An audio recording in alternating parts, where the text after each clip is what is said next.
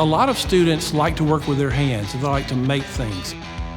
Everybody doesn't go to work for the same thing. Some people go to work just to do the job, but some people, they like to see what happens after they're finished with what they're doing. Manufacturing, you do see that tangible aspect of it. To be honest, since I'm a hands-on person, it's pretty fun. There's always something new. Whether it was something easy or something complicated, it was still fun. In my past, I worked as a housekeeper, and I just didn't see myself working there forever. So I saw the opportunity and I took it. One of the best reasons to come through the technical college system is you get hands-on training on the equipment that you'll be using at the job site. It's not theoretical, and so they already have the familiarity, they already have the training on it, and so they're able to get up to speed and become a productive employee much faster.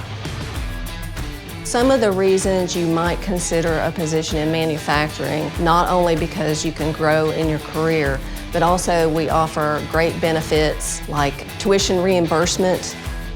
You can work in manufacturing, improve your skills, go to school, and make a great living. The skills gap is becoming wider every day. We see it all the time with people retiring, and so there's a lot of need for people with those skills to take the place of the people that are retiring. I thought it would have been hard to break into a field like this, but once you start talking to people, you start to see that like it's a big demand. So you got guys that got experience leaving, and then it's like this big void of who's going to fill it. I feel very prepared to work in their environment because of my time here. In the 20 years I've been here, I've seen many people come for training, learn a little something, come back again, and come back again for more training. I have seen TCSG change lives. I have seen it firsthand, and they are so happy and appreciative that they've learned new skills, they've been able to apply those skills on the job, and now they're coming back again.